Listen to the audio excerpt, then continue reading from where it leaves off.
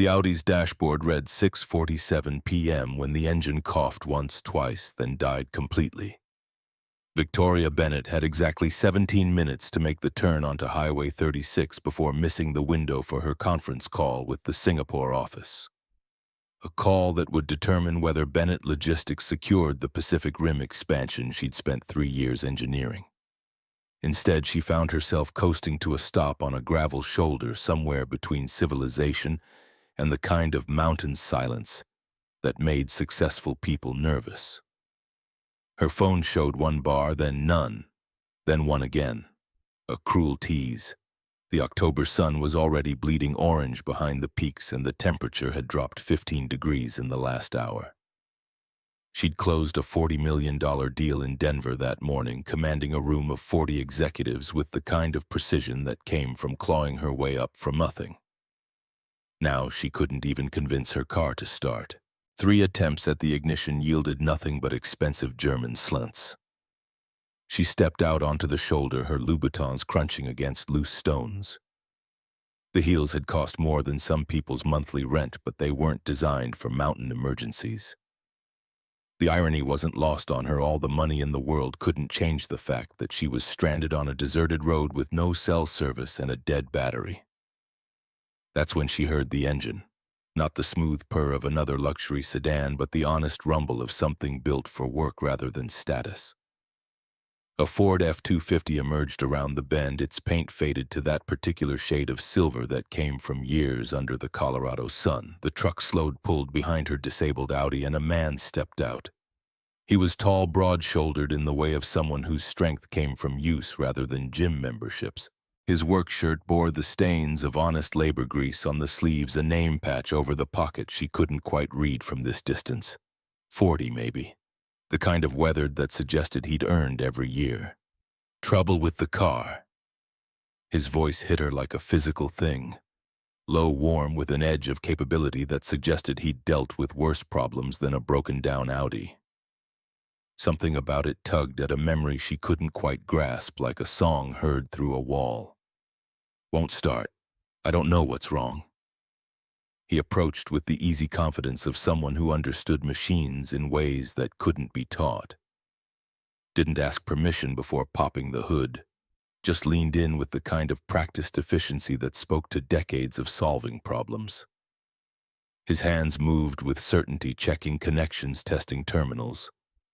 Reading the engine like someone else might read a book. Victoria found herself watching those hands. They were calloused, capable, sure of every movement. Something about the way he worked triggered a fragment of recognition that she couldn't place, the way he tilted his head while assessing the problem, the economical gestures that wasted no motion. A flash of something 16 years gone tried to surface in her mind, but the present demanded her attention. When's the last time you had the battery checked?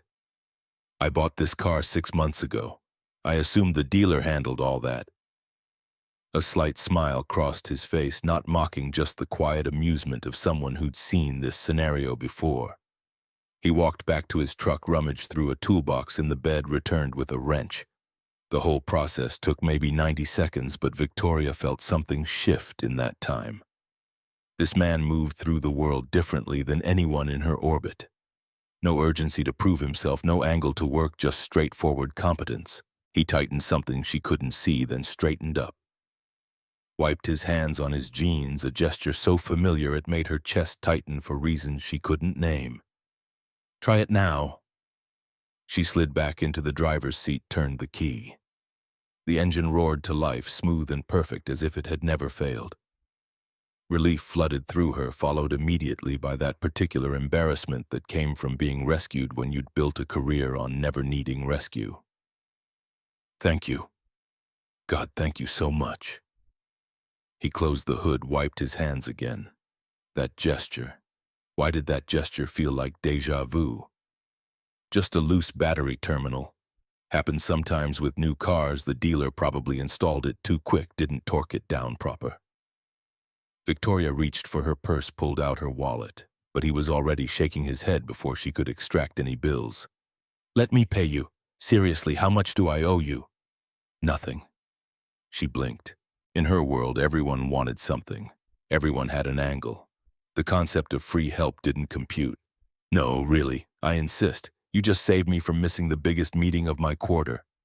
I don't charge neighbors for roadside help. But I'm not a neighbor, I'm from Denver. Then consider it Colorado hospitality. There was no arguing with him. She could see that in the set of his jaw, the quiet firmness in his eyes.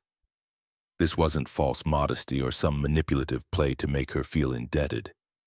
He genuinely didn't want payment for helping someone in need. The realization unsettled her in ways she couldn't articulate because in her world everyone wanted something. Everyone had a price to at least take this. She held out one of her business cards. Her fingers trembled slightly as he took it, though she couldn't have explained why. He glanced at the card and something flickered across his face when he read the title beneath her name. CEO Bennett Logistics. The way he said it carried no judgment, just mild surprise and perhaps a flicker of something else that vanished too quickly for her to identify. He pocketed the card with a small nod. Well, I hope the rest of your drive goes smoother, Ms. Bennett. Thank you again. Really, I can't tell you how much I appreciate this. He gave her one more of those warm smiles that made something in her chest contract, then walked back to his truck. Started the engine. Pulled onto the road with the same unhurried confidence he'd brought to everything else. Victoria stood there watching his taillights fade into the dusk, watched them grow smaller and smaller until they disappeared around a curve, and that's when it hit her with the force of a physical blow. The voice, the hands, the way he'd moved with that quiet, economical precision, the smile that had made her feel seen in a way no one had managed in years. She knew him. Her breath caught. Her mind raced backward through 16 years of carefully constructed success, peeling back layers of achievement and ambition to reach a cold October night when she'd been someone else entirely. When she'd been Victoria Miller, broke, scared, wearing second-hand clothes and carrying the weight of a scholarship she couldn't afford to lose, the library steps, the drunk fraternity brothers blocking her path, their crude comments, her fear.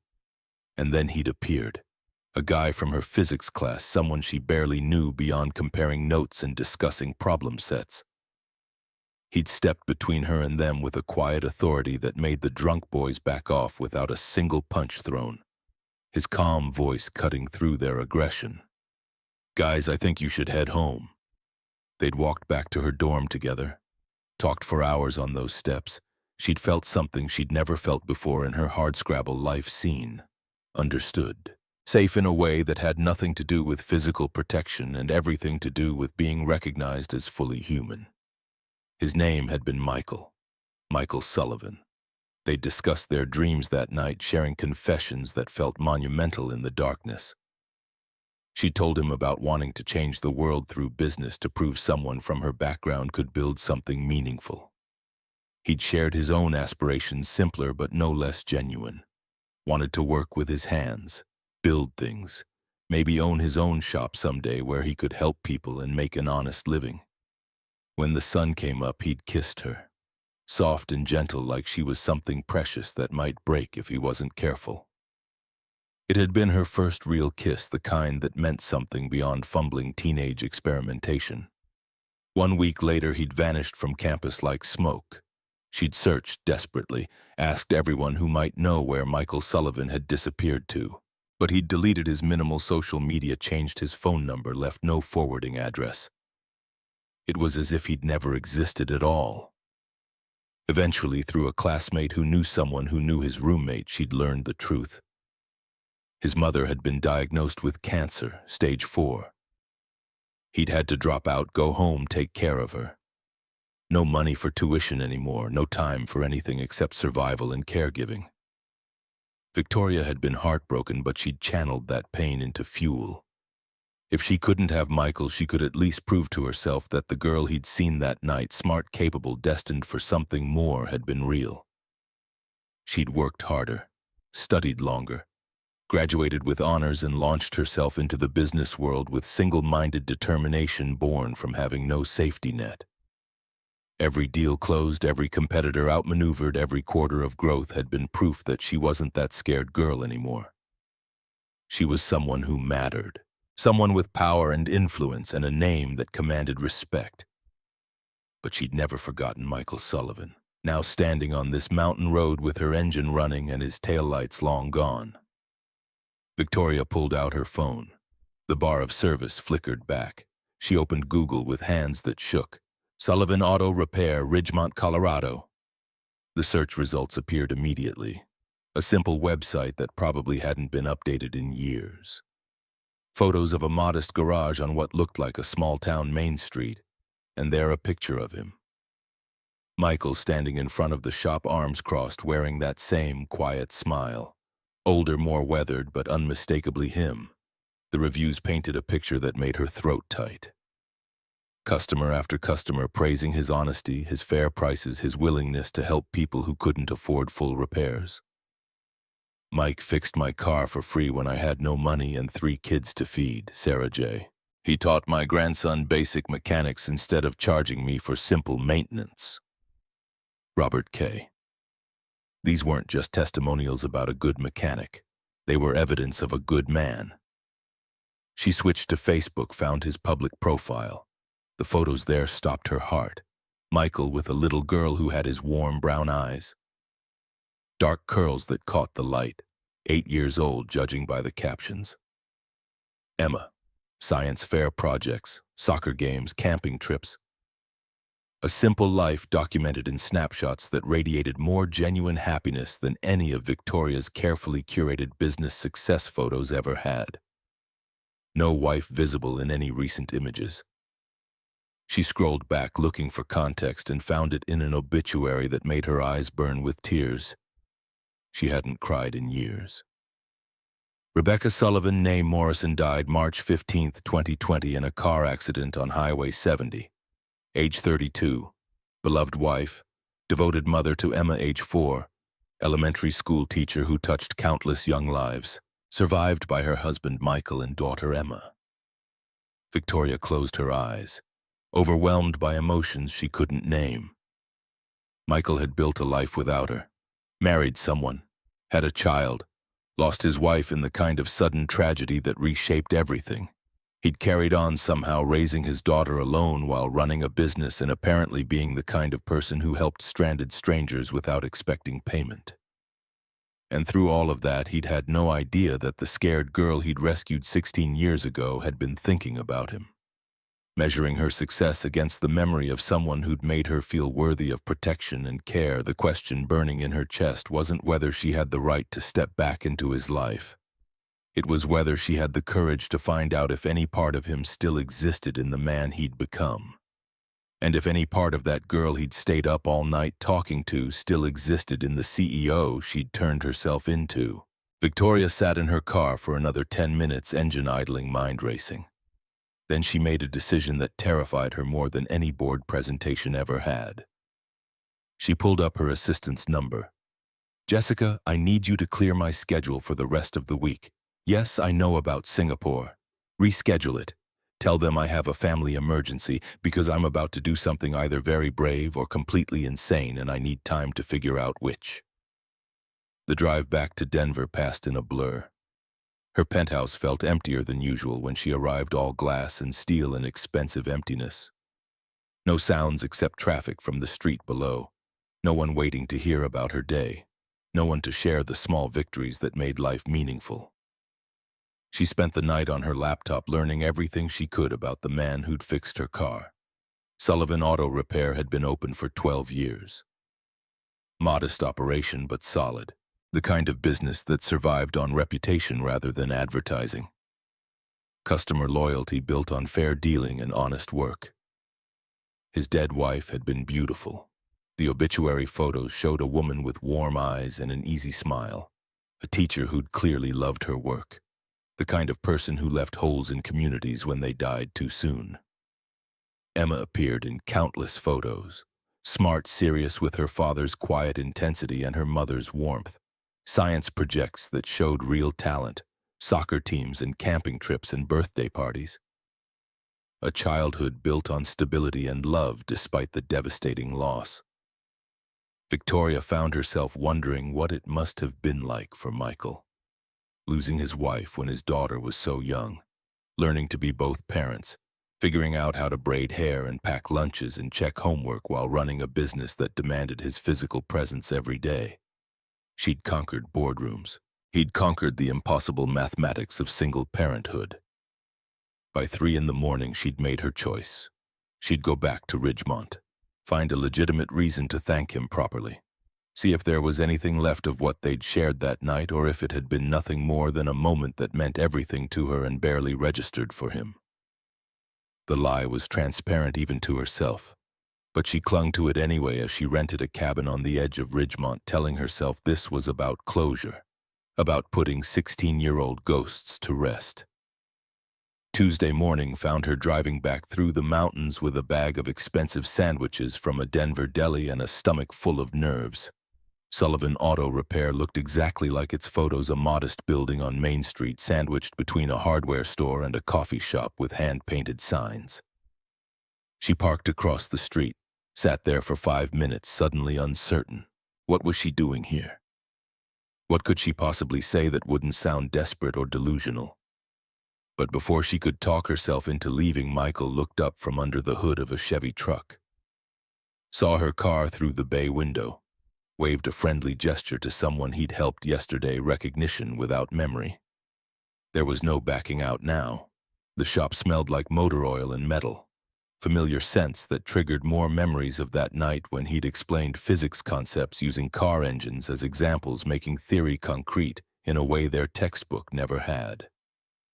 A woman at the front desk, 50s kind eyes, gray hair pulled into a practical ponytail, smiled at her entrance. "Help you with something, honey?" Before Victoria could answer, Michael emerged from the service bay, wiping his hands on a rag. His surprise was genuine, pleasant but confused. "Ms. Bennett, everything okay with the car?" The sound of her name in his voice, even without recognition attached to it, made her pulse quicken in ways she'd forgotten were possible. "The car's perfect. I brought lunch. To say thank you properly, if you have time." Something flickered across his face. Hesitation maybe, or uncertainty about why a CEO would drive 90 minutes to bring lunch to a mechanic who'd tightened a battery terminal. He glanced back at the shop, then at her, weighing considerations she could only guess at. "Yeah, I can take a break. Let me just wash up." They ended up at the coffee shop next door, small table by the window where she could see his truck parked outside the shop.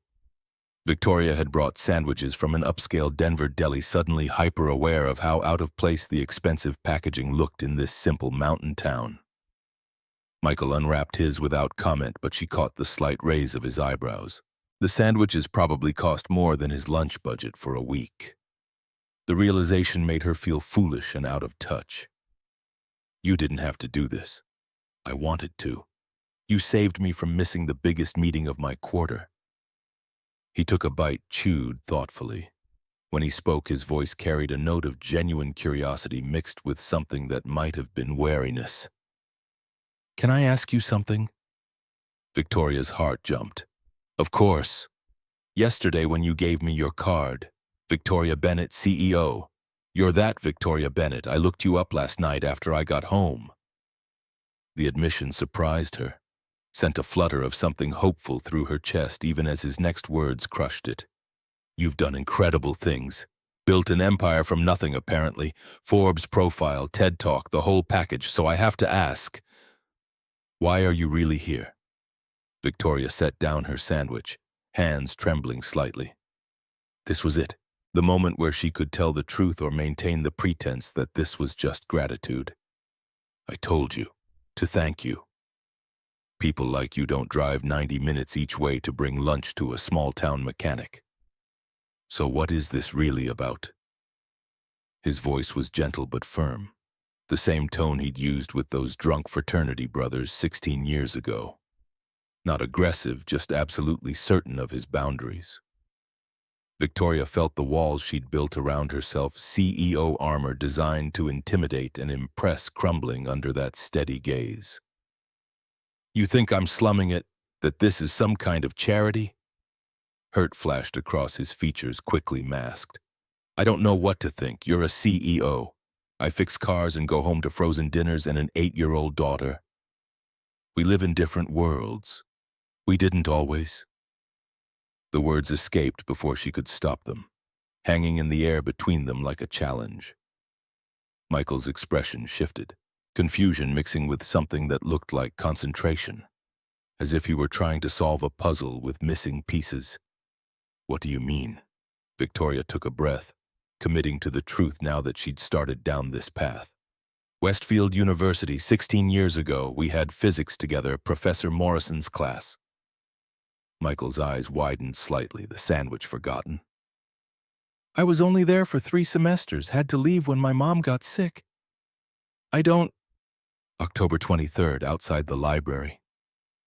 She watched him carefully. Saw the moment memory stirred, reaching back through 16 years of life and loss and raising a daughter alone. Recognition dawned slowly, then all at once transforming his face with shock. There was a girl. Some guys were hassling her after the library closed. I walked her home to her dorm. That was me, Michael. He stared at her. Really stared this time, looking past the expensive clothes and professional hair and 16 years of transformation. His mind overlaying the scared college student with brown hair and glasses onto the polished CEO sitting across from him. The pieces clicking into place with almost audible force. Victoria Miller, that was you. She saw it happening in real time, his brain processing the impossible gap between then and now. The quiet girl from physics class who'd worn secondhand clothes and worked 2 jobs, becoming this woman who commanded rooms and closed million-dollar deals. You've changed so much. I mean, you look... God, I looked for you. Those last words hit her like electricity. What? After I had to leave school, I tried to find you, but I didn't have your number, didn't know your last name. You were just Tori from physics class. Miller was my mother's last name. I changed it after graduation. Wanted to leave that version of myself behind. Something broke open in Victoria's chest at his confession, at learning he'd searched for her too, that their night together hadn't been as one-sided as she'd believed all these years. I thought about you constantly when you disappeared. I tried everything to track you down, but you were gone like you'd never existed. Michael ran a hand through his hair, emotion thick in his throat when he spoke. My mom got diagnosed with stage 4 lung cancer the week after that night with you. Dad had died 2 years before. She was all I had left. I couldn't afford school and her treatment. Couldn't do anything except come home and work and try to keep her alive as long as possible. I'm so sorry. The inadequacy of those words hung between them, too small for the magnitude of what they'd both lost. And now you're here. After all this time, you're actually here. Victoria nodded, not trusting her voice.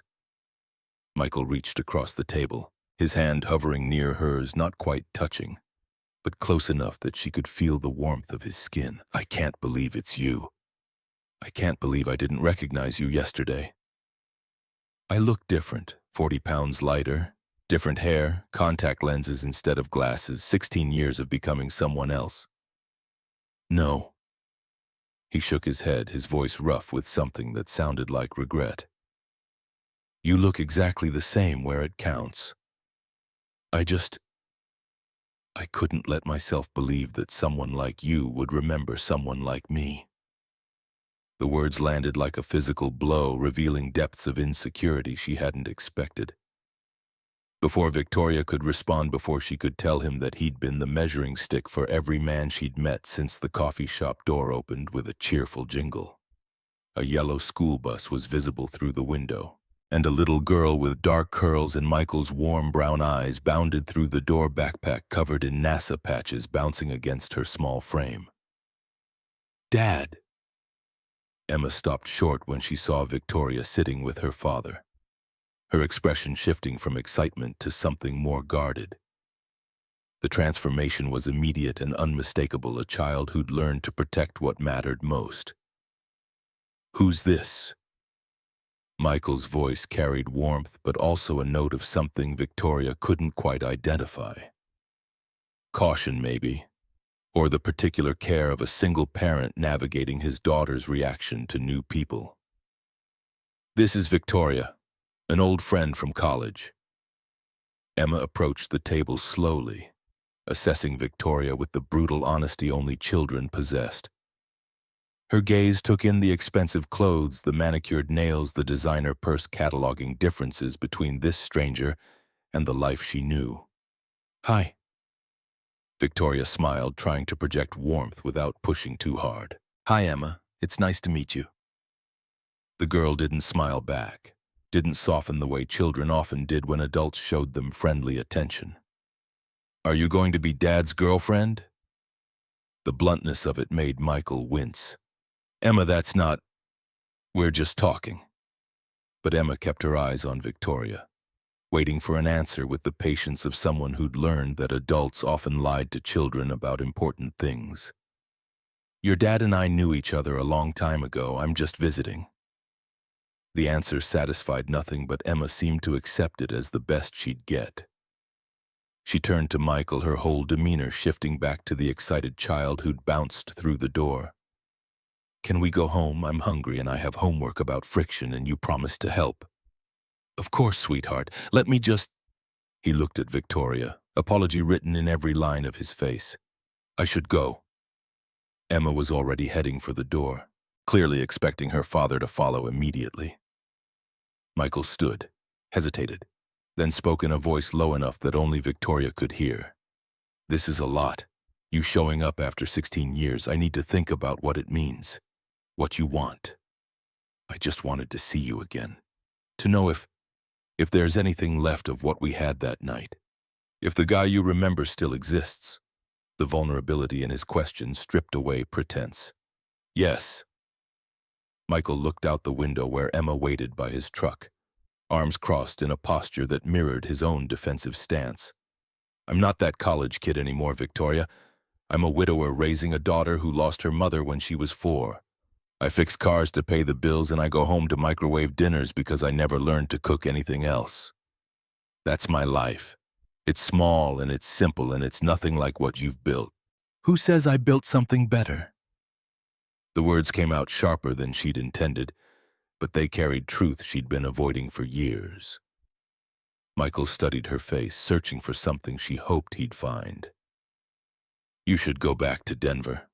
Back to your empire and your meetings and your life. That makes sense." But even as he said it, Victoria caught the flicker in his eyes that suggested he didn't entirely mean it, that some part of him wanted her to argue, to insist, to fight for whatever fragile connection still existed between them. "What if I don't want to go back? What if I want to stay and figure out if the person I've been looking for all these years is still here?" Michael's jaw clenched, emotion warring across his features. "Then you need to understand something. Emma comes first, always. If you're going to be around, if you're going to... Whatever this is, she's part of it, and she's not easy. She's protective and scared, and she doesn't trust people who might leave. I'm not asking to replace anyone. I'm just asking for a chance to see if we can figure out what this is." Emma knocked on the window, impatience written in her small frown. Michael raised a hand to acknowledge her, then turned back to Victoria with something that looked like surrender mixed with hope. "Emma has a science fair, Friday night, 6 o'clock at Ridgemont Elementary. If you're serious about understanding my life, start there. I'll be there." He gave her one more long look, something complicated and conflicted, then walked out to where his daughter waited. Victoria watched them drive away, Michael's old truck rattling down Main Street, and realized she'd just committed to something that terrified her more than any boardroom negotiation ever had. She'd committed to seeing if the man she'd built 16 years of fantasies around could coexist with the reality of who he'd become, and whether the woman she'd turned herself into could fit into a life that had no space for CEOs and empires, only for honest work and a daughter who needed stability more than excitement. Victoria spent the next 3 days in a strange limbo. She'd rented the cabin, telling herself it was temporary, just a place to work remotely while she figured things out. But by Thursday morning, she'd attended 2 video conferences from the kitchen table, approved 3 strategic initiatives via email, and realized she was lying to herself about what figuring things out actually meant. She wasn't trying to decide whether to stay in Ridgemont. She was trying to figure out how. The coffee shop became her office. She'd arrive at 8, claim the corner table with the best Wi-Fi, and work through her morning routine while the early crowd filtered in and out. Ranchers in dusty boots, contractors grabbing coffee before job sites, Maria from the garage who'd nod politely but keep her distance, a distance that felt deliberate. By 10, Michael would usually appear across the street. She'd watch him through the window, moving between the service bays with that same economical efficiency that had drawn her attention on the mountain road. Sometimes he'd glance toward the coffee shop. Once their eyes met through the glass, he'd raised a hand in acknowledgement, friendly but cautious, before returning to whatever repair demanded his attention. Wednesday afternoon, Maria's distance ended. The woman slid into the seat across from Victoria without invitation, carrying 2 cups of coffee and an expression that suggested this conversation was happening whether Victoria wanted it or not. "You're the CEO from the breakdown." It wasn't a question. "Word travels in small towns. Mike told me you 2 knew each other way back at college." She set one coffee in front of Victoria, claiming the other for herself, with the ease of someone who'd decided they had the right to this discussion. "What are you doing here, honey? And don't tell me it's work, because I've seen plenty of people work remotely and none of them stare at an auto shop the way you stare at that one." The directness should have offended Victoria. In her world, people approached difficult topics with careful diplomacy, layers of professional courtesy, designed to cushion uncomfortable truths. But something about Maria's bluntness felt like fresh air after years of breathing recycled corporate politeness. "I'm trying to figure out if I made a mistake 16 years ago or if I'm making one now." Maria sipped her coffee, considering this with the gravity it deserved. "Mike's a good man. Best I've ever worked for, and I've been in this business 30 years. But he's been through hell. His mama's cancer watched her waste away over 18 months. Then Rebecca. God rest her. One minute she's driving to pick up Emma from school, next minute state police are at the door telling him there's been an accident. You know what it does to a man having to explain to a 4-year-old that mommy's not coming home." Victoria's throat tightened. She didn't know, couldn't imagine. He doesn't need someone waltzing in, stirring everything up, then leaving when reality doesn't match whatever fantasy you've built in your head. That girl watching from the office window right now. Maria gestured toward the garage where Emma had apparently arrived after school, visible through the front window doing homework at the reception desk. "She's cataloging every promise you make, every time you show up, every time you don't. She's been through enough people leaving. Don't make yourself another one." The warning lodged in Victoria's chest like a stone, because Maria wasn't wrong about the fantasy. What was her actual plan here? Continue this indefinite limbo, commuting between Denver boardrooms and Ridgemont coffee shops, maintain 2 lives that couldn't possibly coexist long term. "I'm trying to figure out how to make it work." "Figure it fast, because that little girl is watching and Mike's watching her watch you, and every day you stay without committing is another day they're both bracing for you to leave." Maria stood, collected her empty cup, and delivered her parting shot with the kind of brutal honesty that Victoria had built her career avoiding. "You want to know what Mike needs? Someone who'll be there, not someone who shows up when it's convenient and disappears when work calls, someone who chooses him and Emma every single day, even when it's hard. Especially when it's hard. You capable of that, Ms. Bennett?" The question haunted Victoria through Thursday evening as she sat alone in her cabin laptop, open to quarterly reports that suddenly felt insignificant. Friday morning, as she debated what to wear to an 8-year-old science fair, business casual felt too formal. But she had nothing else. Friday afternoon, as she drove to Ridgemont Elementary with a stomach full of nerves that had nothing to do with public speaking or investor meetings. The gymnasium had been transformed into a showcase of elementary ingenuity. Parents milled between tables covered in poster boards and papier-mâché volcanoes. Teachers circulated with clipboards offering encouragement. The whole scene radiated the kind of wholesome community involvement that existed in Victoria's world only as carefully orchestrated charity events. She spotted Emma's project immediately. The carefully lettered title declared "Generating Electricity from Friction in Daily Life." Below, diagrams explained the concept with a clarity that suggested Michael's teaching breaking complex physics into understandable components. A prototype device sat beside the poster, a modified floor mat connected to LED lights, demonstrating practical application with the kind of hands-on problem-solving that made abstract concepts concrete. Emma looked up as Victoria approached. Surprise flickered across her face before settling into something more guarded, an expression that reminded Victoria painfully of her own childhood wariness around adults who might or might not keep their promises. "You came. I said I would. Lots of people say things. Doesn't mean they actually do them." The cynicism in an 8-year-old's voice broke something in Victoria's chest. She knelt beside the table, bringing herself to Emma's eye level rather than looming over her with adult height advantage. "Your project looks amazing. Did you design the prototype yourself?" Pride broke through Emma's defensive walls, the particular pride of a child who'd worked hard on something and wanted recognition for that effort. "Dad helped with the wiring because you need to know about circuits and resistors and stuff. But I did all the calculations for how much energy different friction sources could generate. See?" She pointed to a chart showing projected power output from various activities. Walking, door opening, even pencil writing. The thoroughness impressed Victoria, reminded her of her own childhood need to prove herself through competence when other forms of validation weren't available. "This is really sophisticated work. You must have spent weeks on it." 5 weeks.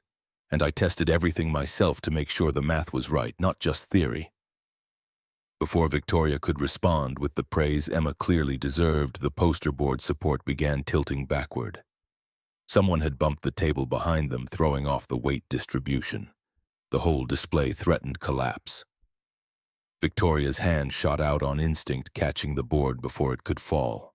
But the position was unstable, the whole thing threatening to topple if she let go.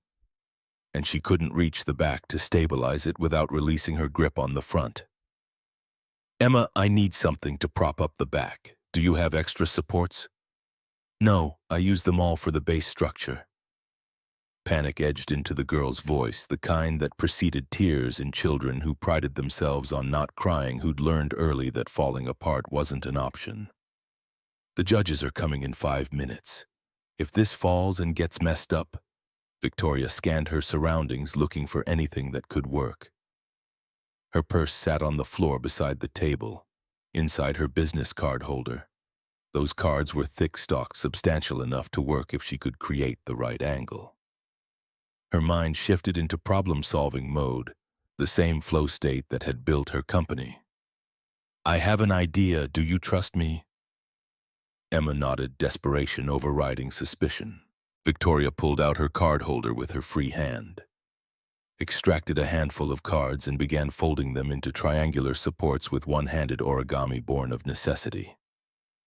Physics from 16 years ago flooded back principles of leverage and weight distribution that Michael had explained using car parts and real-world examples, making abstract textbook concepts suddenly practical and concrete. She wedged the folded cards under the poster board's base at precise angles, creating a stable tripod that distributed weight evenly across multiple points of contact. The board stopped tilting, held firm even when Emma tested it with cautious pressure.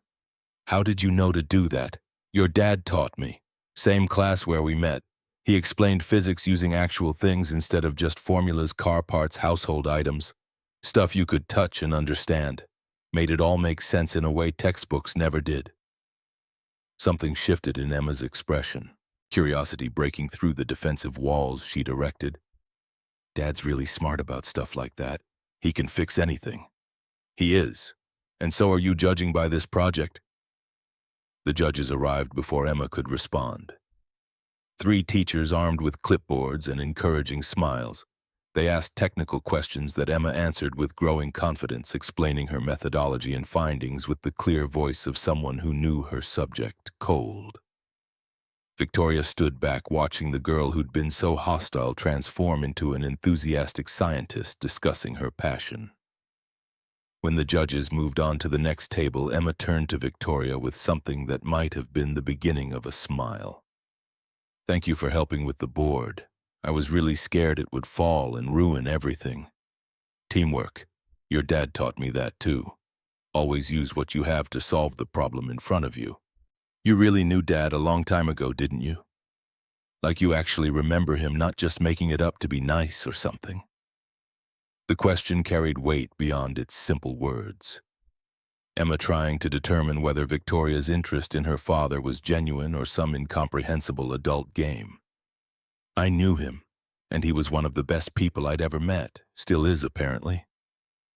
Emma studied her with that unsettling directness children wielded like scalpels, cutting through pretense to reach uncomfortable truths. "My mom died when I was 4. I don't remember much about her except feelings, you know. Like how she smelled like vanilla and how her voice sounded when she read bedtime stories. But Dad says I have her smile and she loved teaching kids about science just like I love learning about it. She sounds like an amazing person." She was, and Dad loved her a lot. He still does, I think, even though she's gone. The statement hung between them, a boundary being drawn with 8-year-old clarity. Rebecca would always be part of their family, always hold space in Michael's heart. And anyone entering their lives needed to accept that reality.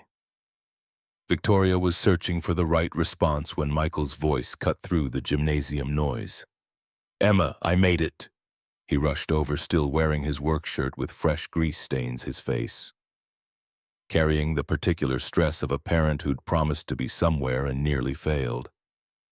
He stopped short when he saw Victoria kneeling beside his daughter, his expression cycling through surprise, confusion, and something that looked like cautious pleasure. "Victoria, you actually came." "I said I would." Emma tugged on his sleeve, eager to share her moment. "Dad, I got 3rd place and Victoria helped me fix my board when it almost fell. She used her business cards to make supports like physics with triangles and weight distribution." Pride transformed Michael's face, pure and uncomplicated in a way Victoria rarely saw in her world of calculated reactions and strategic emotions. He scooped Emma up in a hug that lifted her off the ground, spinning her once before setting her back down with visible effort. She was getting too big for this ritual, but neither seemed ready to abandon it. "I'm so proud of you, sweetheart. 3rd place is amazing." Victoria helped. She remembered the stuff you taught her. Michael's gaze found Victoria's over Emma's head.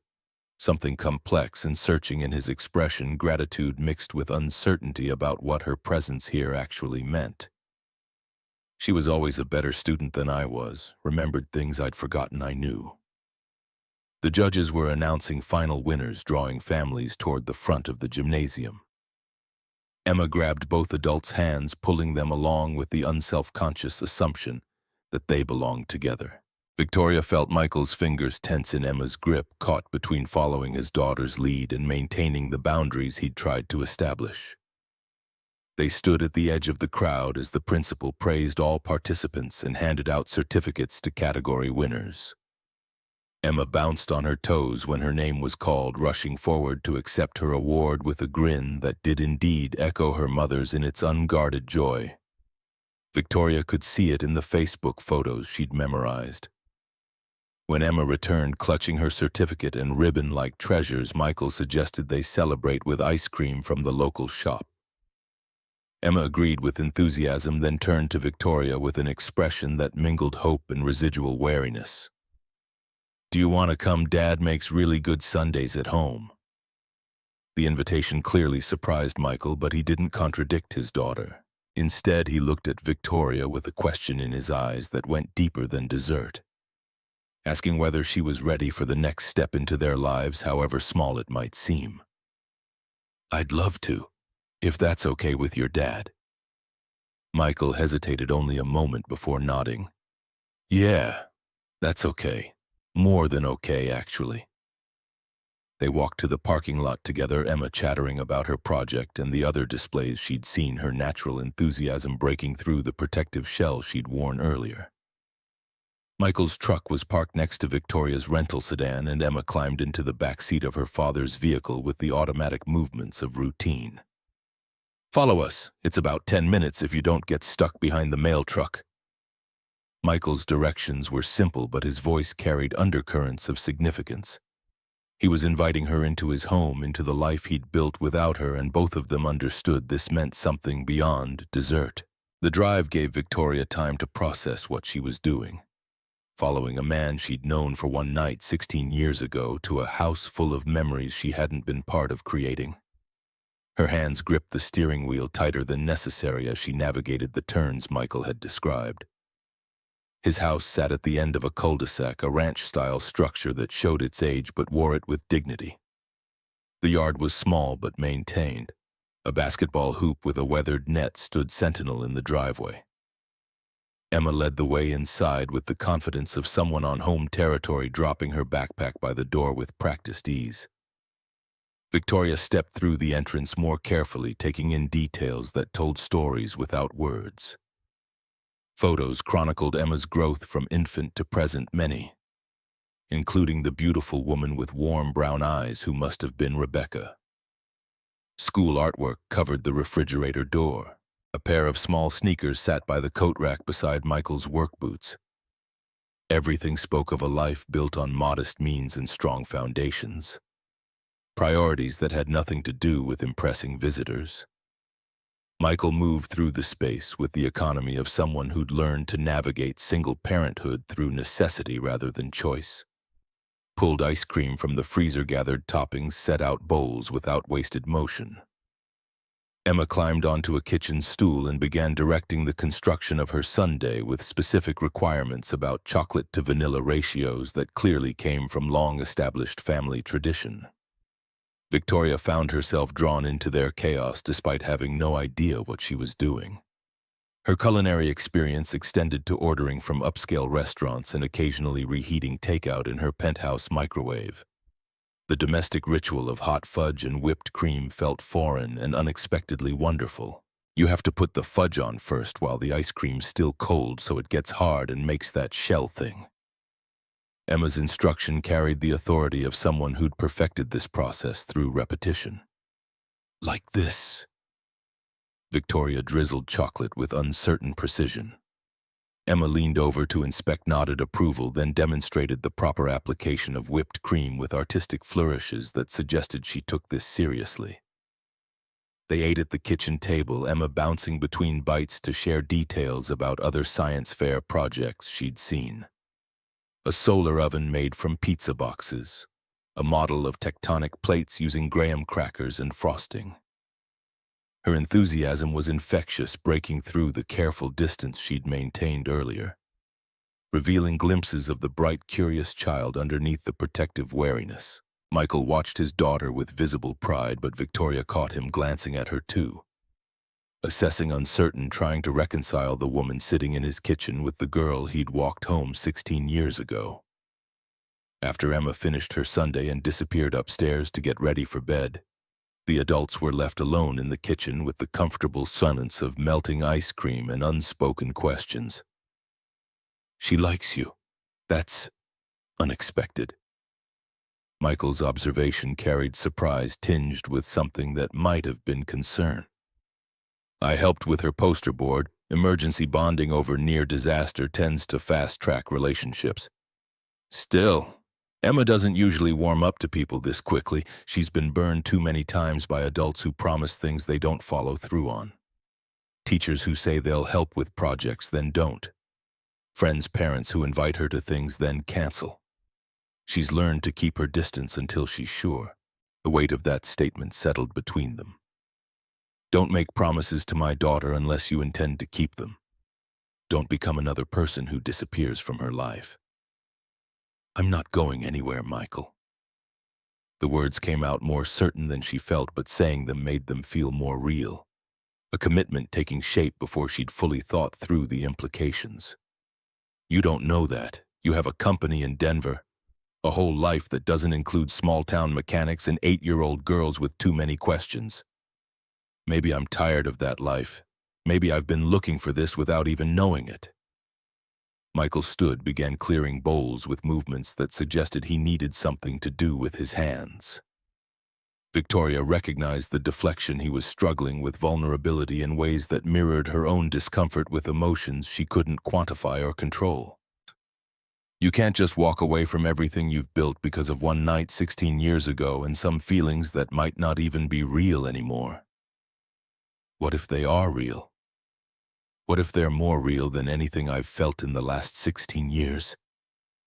He turned to face her, leaning against the counter with his arms crossed, the defensive posture she was learning to recognize as his default when conversations got too close to truths he wasn't ready to examine.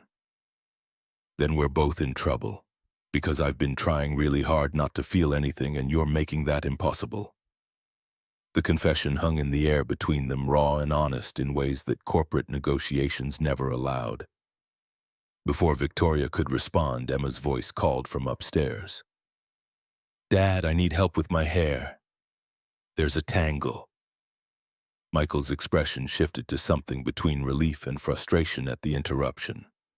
Grateful for the reprieve, annoyed at the timing. "Stay, please. After I get her settled, we should talk. Really talk about what this could look like if we're both brave enough." Victoria nodded, not trusting her voice. She waited while domestic sounds filtered down from upstairs, water running, Emma's protests about thorough toothbrushing, Michael's patient reminders about cavities and the dentist. The ordinary soundtrack of family life that she'd never been part of but desperately wanted to learn. When he returned 20 minutes later, they moved to the porch, the same wooden structure where countless conversations had probably happened over the years. Neighbors stopping by, Emma playing while Michael worked on the lawn, quiet evenings after long days. The October evening carried the cool promise of approaching winter, and distant stars competed with the glow of streetlights. "I've been thinking about what you said about not going back to Denver." Victoria's heart rate kicked up. "I spoke with my board this week, started the process of restructuring. Jessica Chen, she's my COO, is going to take over as CEO. I'll move to executive chair, strategic direction and big picture stuff, but operational control goes to her." Michael's eyebrows rose, the significance of what she was describing clearly landing. "That's a massive change." "It is, and I'm terrified I'll resent it someday, resent you for being the reason I made it." The honesty made him flinch, but he didn't look away, didn't offer false reassurances that everything would be fine. "That's fair. That's exactly the fear I've had this whole time, that you'll wake up one day and realize what you gave up. That small-town life with a mechanic and his traumatized daughter wasn't worth sacrificing an empire." "Here's the thing, though. I've spent 16 years building that empire and it left me empty. I achieved everything I set out to prove and it hasn't made me happy. Maybe it's time to try building something else, something smaller but more real.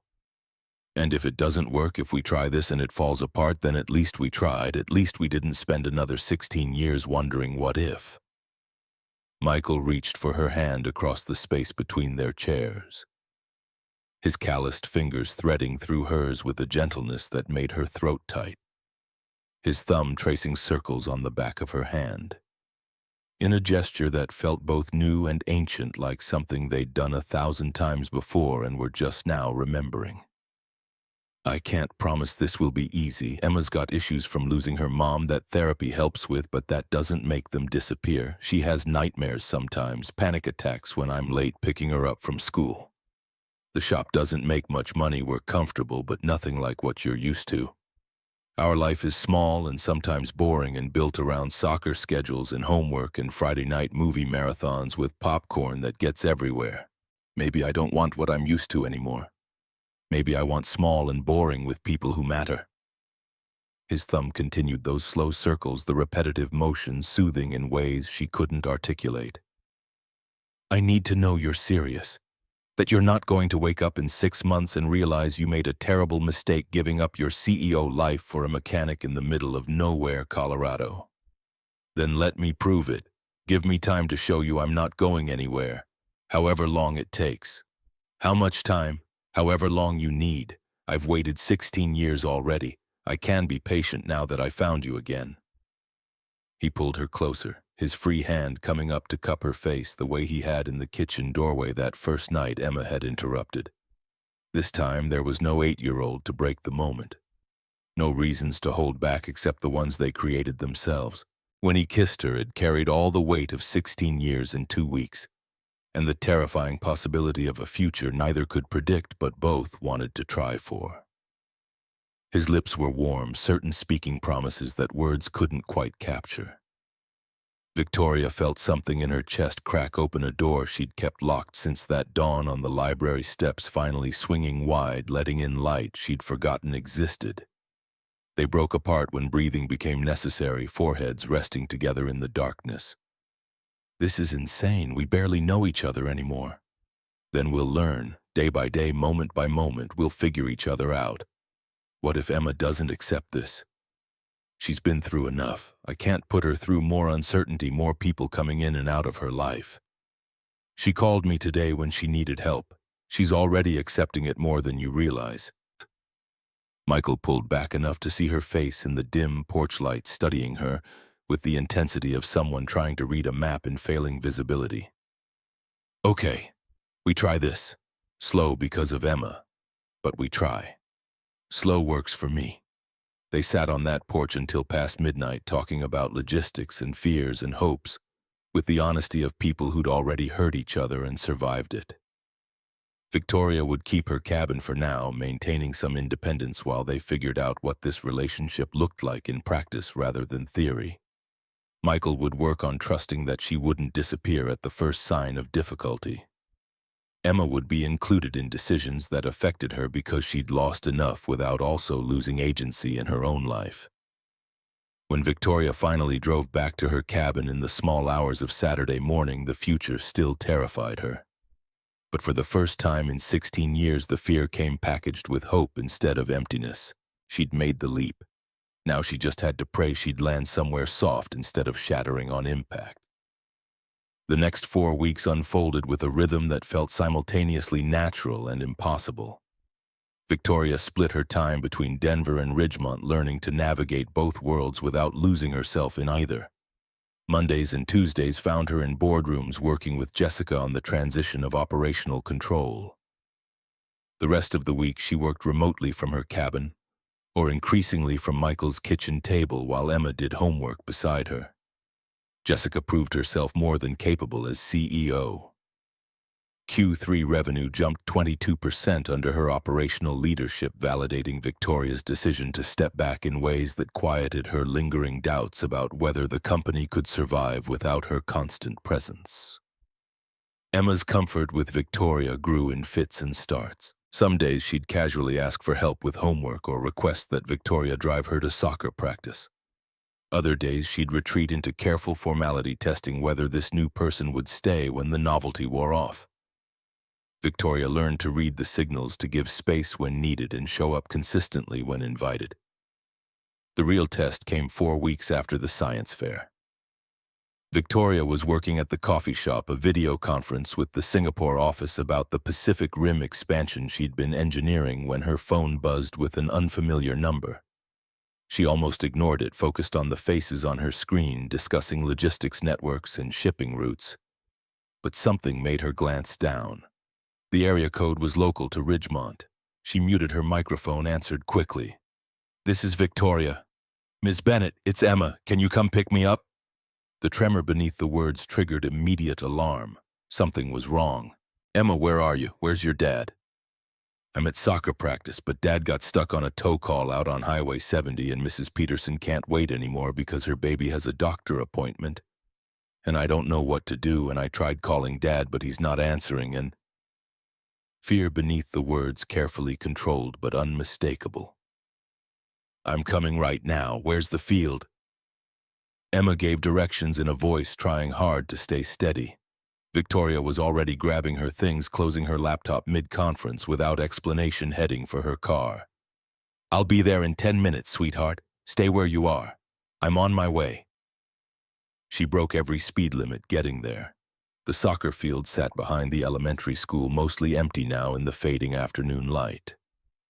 Mrs. Peterson's minivan was pulling away as Victoria arrived, the woman waving apologetically through her window, clearly relieved to hand off the responsibility. Emma stood alone on the sideline, small and scared, in her practice jersey backpack beside her on the bench. When she saw Victoria's car, something in her face crumbled. Without thinking, Victoria knelt and pulled the girl into a hug. Small arms wrapped around her neck with surprising strength, the kind of grip that came from needing comfort more than pride allowed. I called Dad first, but he didn't answer. And then I tried the shop, and Maria said he was on a tow call somewhere with no cell service. And I remembered your number from when you gave Dad your card that first day, and I thought maybe... You did exactly right. I'm here now. You're safe. They sat there for a moment, Victoria holding this child who wasn't hers but somehow was feeling the trembling that came from fear subsiding into relief. Emma pulled back, eventually wiping her eyes with the back of her hand. Dad's going to be so mad. He hates when I bother people. You didn't bother me. You called someone who cares about you when you needed help. That's exactly what you're supposed to do. They drove to Emma's house in silence, the girl directing Victoria through turns. She didn't really need explained. She'd made this drive enough times now to know the way. When they pulled into the driveway, Emma finally spoke again. Are you and Dad fighting? He's been kind of sad this week, and I heard him on the phone with someone about you maybe going back to Denver full-time. The direct question deserved an honest answer. We had a disagreement about how to make this work, about whether I should stay here or go back to Denver for my job. Do you want to stay? Yes, very much. But I don't think your dad is sure he believes that. Emma unbuckled her seatbelt, her expression serious beyond her years. Dad wants you to stay. He's just scared you'll leave like everyone else. Like his mom and like my mom and like everyone who matters eventually leaves.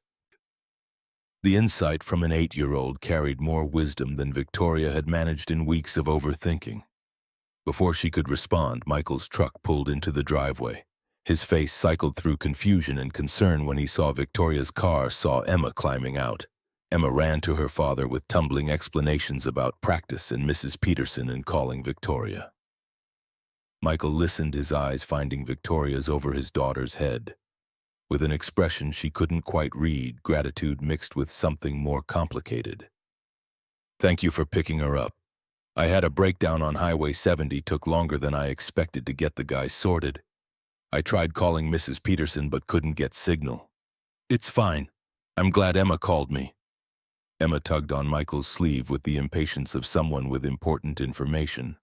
Dad, can Victoria stay for dinner, please? She came all the way from her meeting to get me, and it's only fair. Michael hesitated, clearly torn between gratitude and whatever boundaries he'd been trying to maintain since their conversation on the porch. I'm sure Victoria has things she needs to. I don't. I'd like to stay, if that's okay. The permission came out more vulnerable than she'd intended, revealing how much she wanted this olive branch, this chance to prove that showing up wasn't a one-time thing, but a pattern she intended to establish. Okay, but I'm warning you, I'm making spaghetti and my cooking is nothing fancy, just basic red sauce from a jar. I don't need fancy, I need real. Dinner was awkward at first, conversations stilted around the elephant neither adult wanted to address in front of Emma. But the girl filled silences with chatter about soccer practice and a book report due Thursday, and whether mermaids could technically be considered fish since they had gills in most movies. Her presence forced them into a simulacrum of normalcy that gradually felt less forced and more like something they could actually build on. Victoria helped with dishes while Emma started homework at the kitchen table. In the mundane domesticity of soap and warm water, some of the tension from the past week began to dissolve. After Emma went upstairs to brush her teeth, Michael finally addressed what had been hanging between them. I'm sorry for what I said last week, about needing to think whether this was a good idea. That came out wrong. I didn't mean to make it sound like I was having second thoughts about us. I'm sorry, too, for pushing too hard about the Denver thing, for not understanding that this is scary for you in ways it's not for me." They stood in his small kitchen, the space between them feeling both vast and negligible. "The thing is, you weren't entirely wrong to push, because I am scared, terrified actually." Victoria's breath caught at the confession, the vulnerability in his voice stripping away all pretense. "I'm falling for you too. Have been since that first day on the mountain road, maybe even before that, maybe for 16 years without realizing it. But your company, your life in Denver, Jessica's handling the company beautifully. Better than I did, if I'm being honest. The board officially voted this week to approve the transition. 3 days a month I'll go to Denver for strategic meetings. The rest is remote. It's done, Michael. The restructure is happening whether you're ready to believe it or not." His eyes searched hers, looking for the catch, the hidden reservation. "And when you regret it, when you miss the power and the control and the life you built, then I'll deal with it. But Mike, I think I've been running towards something my whole life without knowing what it was. Building bigger and bigger to fill a hole that success could never touch. And it wasn't corner offices or board seats or Forbes profiles I needed. It was this, you and Emma, and coming home to people who actually care about my day instead of just wanting something from me." He crossed the kitchen in 2 steps, pulling her into his arms with an intensity that spoke to weeks of holding back. The kiss was different from their first, less tentative, more certain, carrying promises that scared them both, because they felt real rather than hypothetical. Emma's voice from the stairs broke the moment. "Are you guys done being weird and sad now? Because I really need help with this math problem about fractions, and you're both just standing there being all mushy when I have actual homework." Michael laughed against Victoria's hair, the sound carrying relief and joy in equal measure. "Yeah, sweetheart, we're done being weird and sad. Come show me what you're stuck on." They spent the next hour at the kitchen table working through fraction problems together, Emma wedged between 2 adults who were learning how to be something that looked a lot like family. When Victoria finally left for her cabin well past midnight, Michael walked her to her car. "Stay tomorrow after work. We could make dinner together, actually together, not me cooking while you watch. Emma wants to teach you how to make her mom's chocolate chip cookies from the recipe card Rebecca left." The mention of Rebecca didn't sting the way Victoria had feared it might. Instead, it felt like inclusion, being invited into traditions that honored the past while making space for the future. "I'd like that. A lot." The next 3 weeks passed in a rhythm that felt like finding solid ground after months of quicksand. Victoria worked her Denver days, returned to Ridgemont feeling more like she was coming home than leaving it. The cabin gathered dust as she spent more nights falling asleep on Michael's couch after Emma went to bed, eventually keeping a toothbrush and change of clothes in his spare bathroom. Emma tested boundaries with increasing boldness, asking Victoria to attend parent-teacher conferences and help with a science project about renewable energy. The push-pull of a child trying to figure out if this new person was safe enough to trust, permanent enough to invest in. 7 weeks after they'd reconnected, everything seemed to be falling into place. Then Thursday brought the crisis Victoria had been dreading. Jessica's call came during dinner preparation. Victoria was in Michael's kitchen teaching Emma how to properly dice an onion, something she'd learned from a YouTube video the night before, when her phone buzzed with the distinctive ringtone she'd assigned to her CFO. "I need to take this. It's work." Michael nodded, taking over onion duty while Victoria stepped onto the porch. "Jessica, what's wrong?" "We have a problem. A big one. 3 board members, Harrison, Keller, and Wu, are calling for an emergency vote to remove you as chair. They're saying you're not committed to the company because you're living in Colorado. They're claiming your absence is affecting strategic direction and shareholder confidence." The porch suddenly felt airless, the autumn evening too cold against her skin. "When's the vote?" "They called the meeting for next Wednesday. You need to be here in person, Tori. If you don't show up, they'll use it as proof you're not engaged. And I think they might have the votes." Wednesday was 8 days away, but Friday was the rehearsal dinner. Saturday was the wedding they'd been planning for 6 weeks. The wedding that had felt like a distant dream becoming suddenly terrifyingly real. I'll be there Tuesday night. I'll handle it. She ended the call, turned to find both Michael and Emma watching through the kitchen window. Walked back inside to faces that already knew something was wrong. I have to go to Denver. Board emergency. There's a vote to remove me as chair. Emma's fork clattered against her plate. When? The vote's Wednesday. I need to leave by Tuesday to prepare. Michael's expression shuddered like clouds crossing the sun-defensive walls, sliding back into place with practiced ease. That's 3 days before our wedding. I know the timing is terrible, but if I don't go, I lose the chair position entirely. They'll use my absence as proof I'm not committed, and if you do go, you prove they're right, that when push comes to shove, the company still comes first. The accusation in his voice stung because it touched the same fear that had been gnawing at her since Jessica's call. That's not fair. This is a crisis. They're forcing my hand. Emma's small voice cut through their rising tension. Are you going to miss the wedding? The naked fear in that question stopped Victoria cold. She looked at this child who'd already lost too much, who'd been brave enough to start trusting again, and felt her heart break. No, sweetheart, I promise. I'll be back Thursday night at the latest, Friday morning at the absolute worst, but I will be at that wedding. But even as she said the words, she could see in Emma's face that the girl had heard too many promises that didn't get kept, had learned early that adults said things they didn't mean when circumstances made those promises inconvenient. After Emma went to bed, retreating upstairs without her usual requests for extra story time or water or one more hug, Michael spoke with careful control. You can't promise that, Tori. What if the meeting runs long? What if they demand follow-up sessions? What if there's a crisis at the Singapore office or Southwestern needs an emergency call?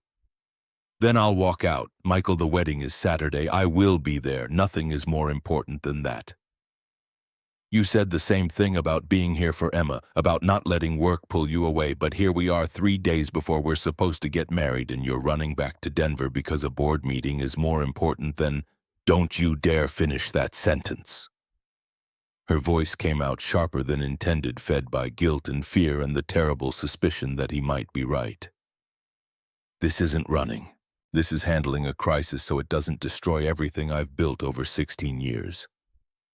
You of all people should understand that you built your business from nothing too. You know what it takes to protect what matters. My business doesn't demand I abandon my family during important moments. I close the shop when Emma needs me. I turn down tow calls that conflict with her schedule. That's what being a parent means, Tori, and that's what putting people first actually looks like. I'm trying to be a parent and run a company.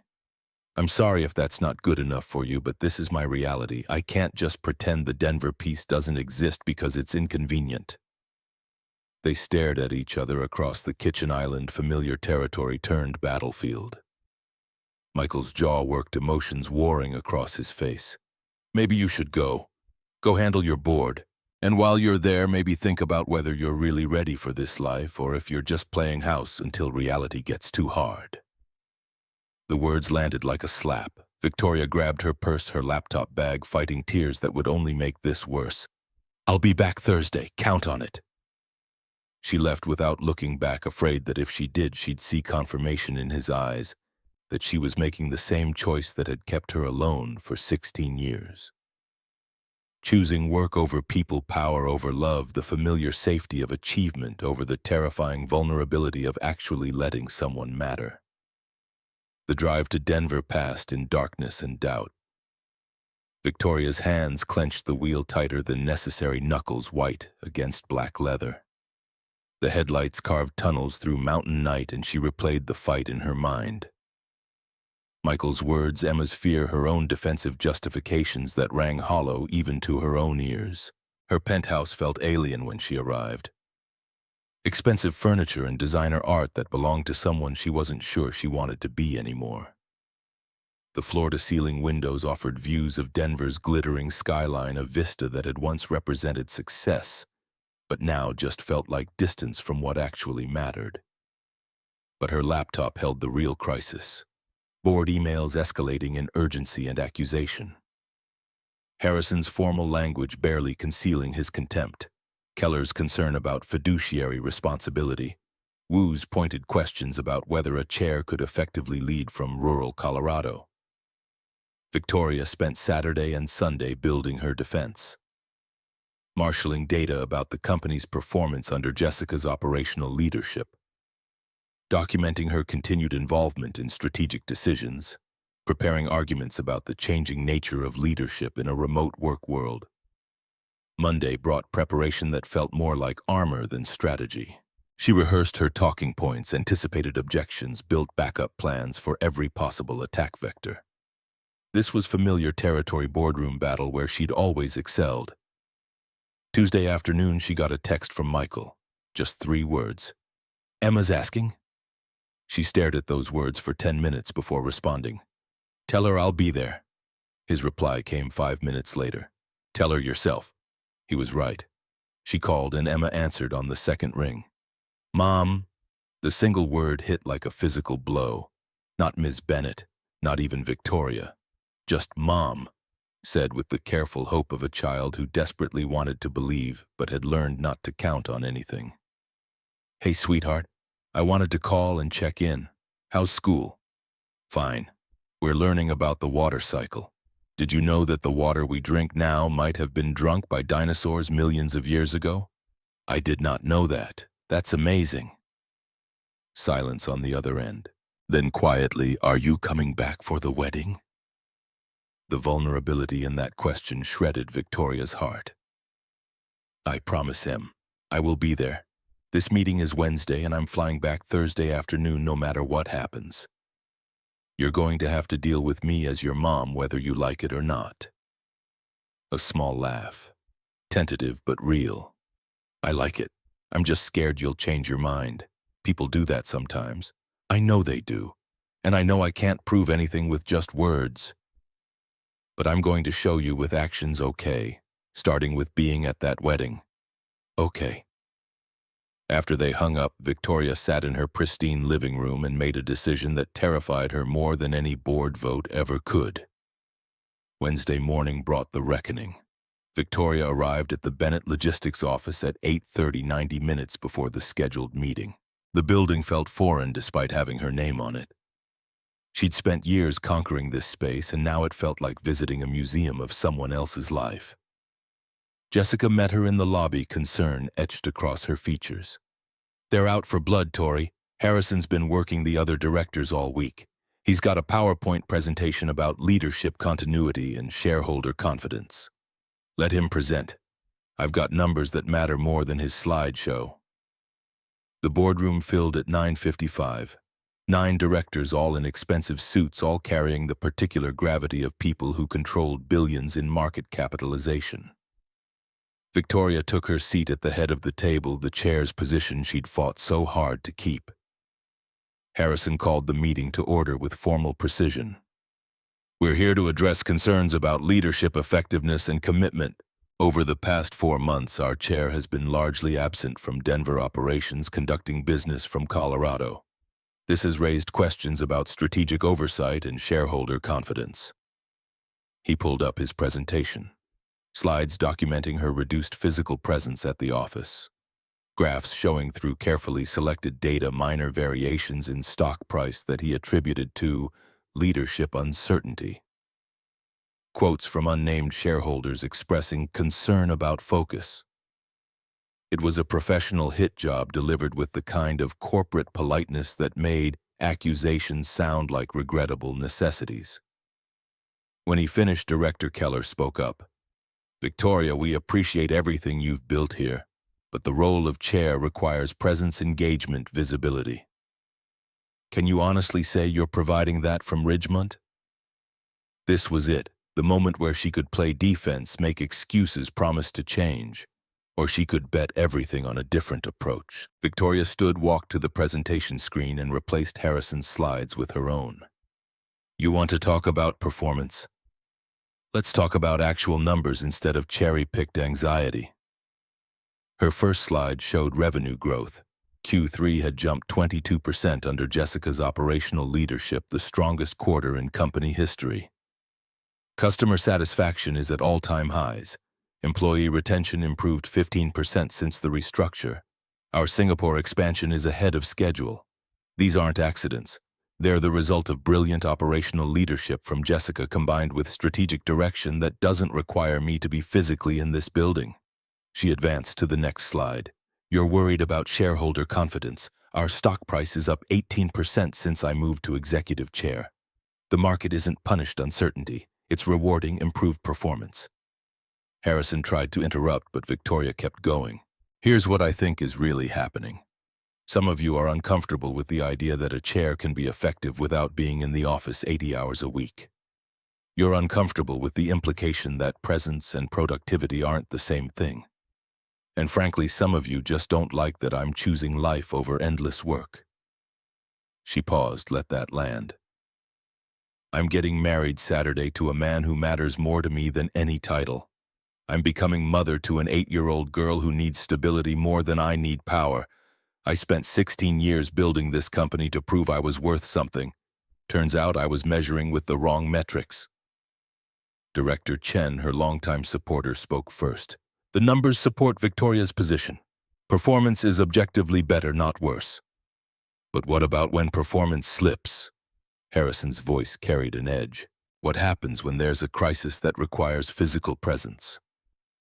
When Singapore needs emergency oversight or a major client demands face time? We can't run a billion-dollar company on hope and good intentions.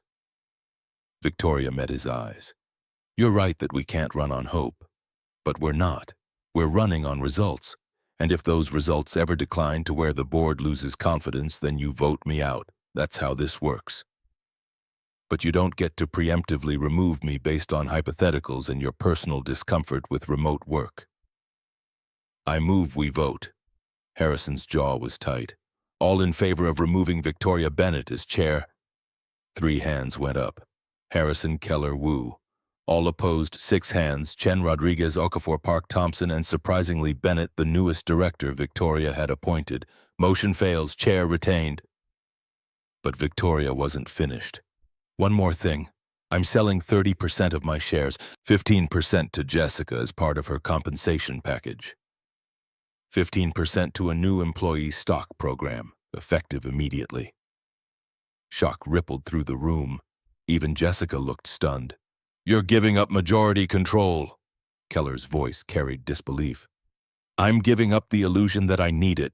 Jessica's the better CEO. This company will thrive with or without my constant presence. I don't need to own it to know its value. I helped build something that works, that's enough. Harrison's face had gone red. This is irresponsible. Shareholders will see a CEO with real skin in the game and a chair who's confident enough to share power. If you don't like it, vote me out next quarter when you have actual performance data instead of hypothetical concerns. The meeting ended 20 minutes later. As directors filed out, Chen stopped beside Victoria. That was either brilliant or career suicide. I guess we'll find out which. I guess we will. Victoria left the building at 11:15, drove straight to the airport and caught the 1:40 flight to Colorado Springs. No second thoughts. No looking back. She'd made her choice, and for the first time in 16 years, the choice felt unambiguously right. The flight gave her time to process what she'd actually done. Sold control of the company she'd built from nothing. Bet her career on the belief that results mattered more than presence. Chosen people over power in the most concrete way possible. The pilot announced their descent into Colorado Springs at 3:10. Victoria checked her phone as soon as they landed. 7 missed calls from Michael. She called back immediately. Tori, where are you? Relief flooded his voice. Just landed in Colorado Springs. I'll be in Ridgemont by 5. You came back? What about the vote? I won. 7-3, and then I sold 30% of my shares, gave up majority control. It's done, Mike. I walked away from the thing I spent 16 years building because I found something better to build. Silence on the other end. Then, get home. Emma and I are making dinner and we have about 600 things to talk about. I'm on my way. Victoria pulled into Michael's driveway at 5:13, 27 minutes ahead of schedule. Emma burst through the front door before Victoria had fully exited the car, small arms wrapping around her waist with an intensity that suggested the past 3 days had been longer than 72 hours. "You came back. I promised, didn't I? People promise things." Emma's voice was muffled against Victoria's jacket. "I know, but I'm not people. I'm your mom now, and moms keep their promises." Michael appeared in the doorway, uncertainty written across his features. Victoria met him halfway up the walk, Emma still attached to her side. "I'm sorry I had to go. I'm sorry about the timing, but I'm here and I'm not leaving. You gave up majority control of your company." It wasn't a question, but she answered anyway. "I gave up the illusion that I needed it. Turns out what I actually need is standing right in front of me." He pulled her into his arms carefully, mindfully aware of Emma wedged between them, and for a long moment they just stood there. A triangle of connection that felt less like an ending and more like a beginning. "I was scared. Scared you'd realize what you were giving up and choose the power instead. I chose 16 years ago, Mike. Just took me way too long to find my way back." Emma's voice piped up from between them. "Can we go inside now? I'm hungry and we made chicken and it's probably getting cold and I want to hear about the meeting because Dad said you gave a speech that was really cool." The rehearsal dinner Friday night brought Victoria's two worlds together in ways that should have been awkward but somehow worked. Denver executives shared tables with Ridgemont mechanics. Jessica gave a toast about leadership evolution that made Victoria tear up. Maria told embarrassing stories about Michael's early days running the shop, stories Emma had clearly never heard before, judging by her delighted gasps.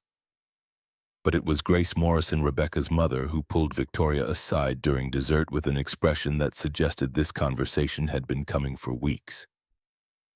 "You know what you're taking on tomorrow, not just Michael, Emma. All her trauma and grief and complicated feelings about her mother." Victoria met the older woman's eyes without flinching. "I know. And I'm ready. More ready than I've been for anything." "Good. Because that little girl is watching everything, cataloging every promise. She's terrified you'll disappear like everyone else who's mattered. Don't prove her right." The warning was gentle but absolute. Grace wasn't threatening, she was establishing terms, protecting her granddaughter with the ferocity of someone who'd already lost too much. "I won't. I promise you that." Grace studied her for a long moment, then nodded. "Rebecca would have liked you. She valued strength and intelligence and people who did what needed doing without seeking credit. You're exactly the kind of woman she'd choose for Michael, for Emma." The acceptance should have felt like victory. Instead, it felt like responsibility, the weight of living up to a ghost's generous blessing. Saturday morning arrived with Colorado spring weather that couldn't did between sunshine and storms. Victoria woke in her cabin for the last time. Tomorrow, all her belongings would officially move into Michael's house. The cabin returned to its owners with thanks for the temporary refuge. Maria and Emma arrived at 9 with makeup bags and hair supplies and the particular chaos that came from getting ready for important events.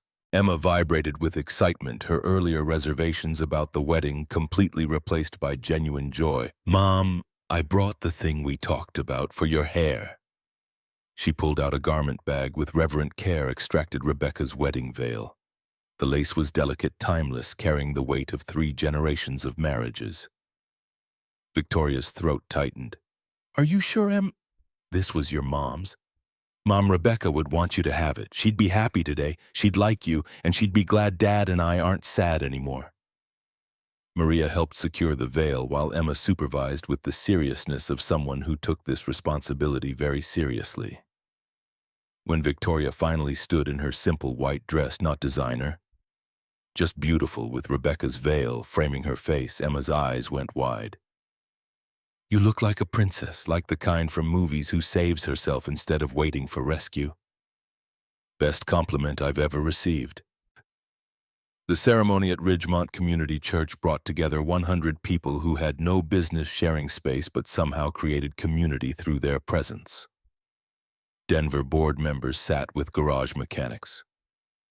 Victoria's former assistant chatted with Nancy the waitress. cultural fusion that represented the life Victoria was choosing. Grace Morrison sat front row, tissues ready, her eyes wet, but her smile genuine. Jessica beamed with supportive pride. Maria cried openly, not bothering to hide her emotion. Emma walked Victoria down the aisle, having insisted on being both flower girl and escort. I want to give you to Dad, because you're becoming part of our family and I'm part of making that happen.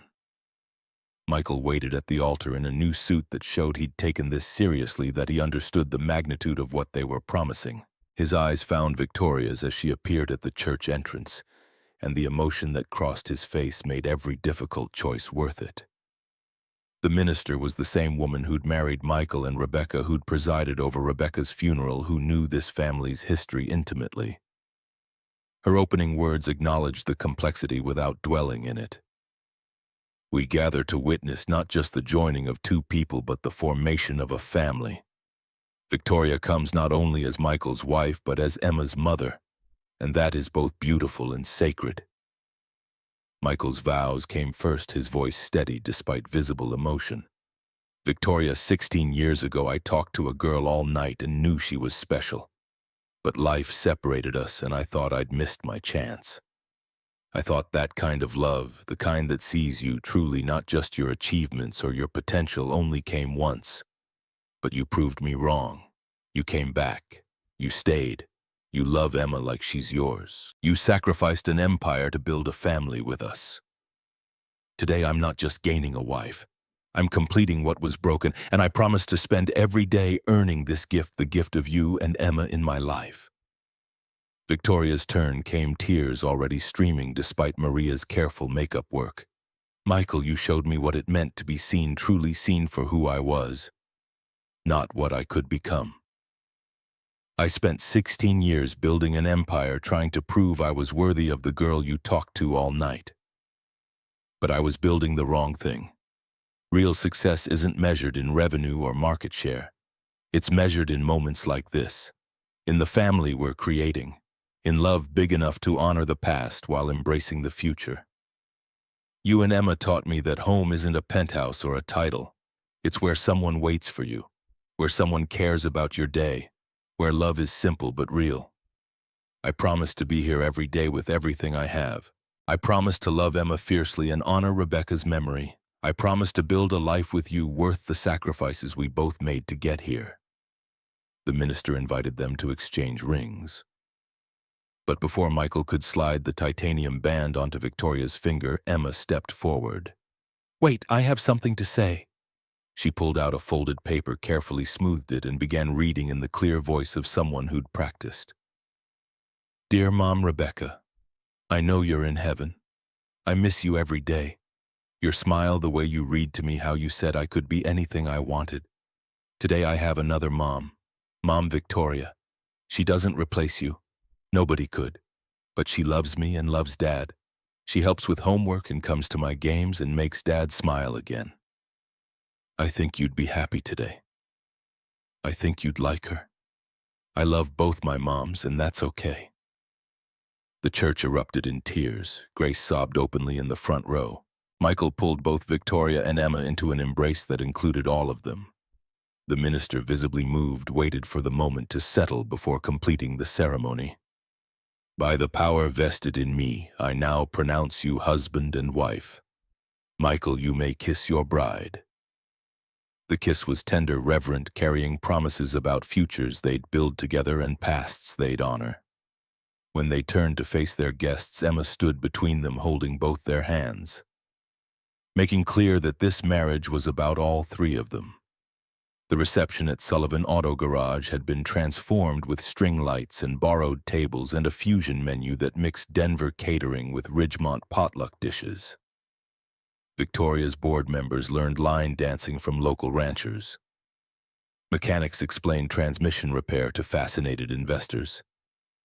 The first dance was traditional, Michael and Victoria swaying to a song about finding home. But halfway through, Emma cut in, insisting on dancing with both of them simultaneously. They moved together, an imperfect triangle of family, figuring out its rhythm. Jessica's toast brought down the house. Victoria taught me that true leadership is knowing when to step back. Bennett Logistics Q4. Revenue is up 18%, proof that her strategic vision works whether she's in Denver or Colorado. Here's to remote work, second chances, and having the courage to choose life over titles. The applause was genuine, even from directors who'd fought to remove her. Maria's toast was shorter but equally impactful. I doubted Tori when she first showed up. City woman with designer purse chasing Mike. But she proved me wrong every single day. She's not here because she's slumming it. She's here because she found what actually matters. Welcome to the family, honey. Grace's toast came last, her voice thick with emotion. Rebecca would love Victoria, not because Tori's perfect, none of us are, but because she loves this family with her whole heart. She honored my daughter's memory while making space for her own place. That takes courage and grace. Welcome home, Victoria. The party continued late into the evening. At some point, Victoria found herself on the garage's back steps with Michael and Emma, the three of them exhausted and happy in equal measure. Emma had fallen asleep between them, her head on Victoria's shoulder and her feet in Michael's lap. This is it, our family. Michael's voice carried wonder, as if he still couldn't quite believe the turn his life had taken. This is it. Victoria looked down at the ring Michael had made for her, the titanium catching light from the strings overhead. Somewhere in Denver, her former life continued under Jessica's leadership. Bennett Logistics would thrive or struggle based on decisions that no longer required her constant presence. But sitting here with her husband and daughter, Victoria knew with bone-deep certainty that she'd made the right choice. Success wasn't about building the biggest company, or achieving the highest title, or accumulating the most wealth. It was about finding people worth coming home to, worth rearranging your life around, worth choosing every single day. Emma stirred, mumbling something about needing to go home. Michael stood lifting his daughter with practiced ease while Victoria gathered their belongings. They walked to his truck together, a family now in every sense that mattered, heading toward a house that had stopped being his and become theirs. Victoria caught sight of her Audi parked next to his F-250, two vehicles that represented different worlds learning to share space. Like everything else in this new life, it required adjustment and compromise and the willingness to believe that different didn't mean incompatible. The house felt different when they arrived. Not physically changed, but transformed by the simple fact that Victoria belonged here now. No more cabin to retreat to, no more Denver penthouse waiting as an escape route. This was home with all the permanence and responsibility that implied. They got Emma into bed with minimal fuss, her exhaustion overriding her usual delaying tactics. Victoria helped with teeth brushing while Michael laid out tomorrow's clothes, their movements coordinated through weeks of practice. When Emma was finally settled, she called them both back for one more moment. Mom, Dad, I'm glad we're a real family now. Victoria's throat tightened as she kissed Emma's forehead. Me too, sweetheart. Me too. Later, tangled in sheets and each other, Michael traced patterns on Victoria's shoulder. I keep thinking about what Emma said about being a real family now. We've been a family for a while. Today just made it official. You know what keeps getting me? That this almost didn't happen. If your car hadn't broken down on that specific road at that specific time, maybe it wasn't chance. Maybe it was the universe giving us a second chance. We were too stupid to take the first time. Michael pulled her closer, his breath warm against her hair. I spent 4 years learning to be okay alone. Convinced myself I didn't need anyone, that Emma and the shop and my memories of Rebecca were enough. Then you showed up and made me want things I'd forgotten were possible. I spent 16 years building an empire because I thought achievement would fill the hole you left. Built a fortress of success around my loneliness and called it winning. We were both running from the same thing, just in different directions. Victoria drifted towards sleep, wrapped in warmth and safety, the sound of Michael's breathing steadying into the rhythm she'd learned meant he'd already crossed into dreams. She thought about the girl she'd been 16 years ago, scared, hungry, convinced she needed to prove her worth through achievement. That girl would be stunned by this ending. CEO turned small-town mother, giving up power for family, measuring success in soccer games and homework help instead of quarterly earnings. But that girl had also been lonely in ways she hadn't fully understood, measuring herself by metrics that left her empty despite hitting every goal. This version of Victoria, the one who'd chosen Ridgemont over boardrooms, who'd learned to braid hair and make Sundays and show up for science fairs, knew what the younger version hadn't. Love measured in daily presence meant more than power measured in market share. Family built through consistent choice mattered more than empires constructed for external validation. Success wasn't about building the biggest company or achieving the highest title or accumulating the most wealth. It was about finding people worth coming home to, worth rearranging your life around, worth choosing every single day. The house creaked as it settled. Emma's soft snoring drifted down the hall. Michael's arm draped heavy across her waist, anchor and promise combined. Victoria smiled into the darkness, thinking about tomorrows filled with ordinary magic, school pickups and shop paperwork and board meetings conducted via video call. The life she'd built not through climbing ladders but through showing up day after day for the people who mattered.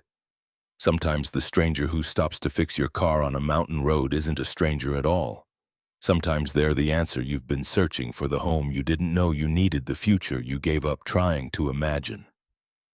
And sometimes, if you're brave enough and patient enough and willing enough to tear down walls you spent years building, you get to keep them. Victoria had spent 16 years becoming someone the world would respect. Now she got to spend the rest of her life being someone her family loved. And that was the definition of success that had been missing all along.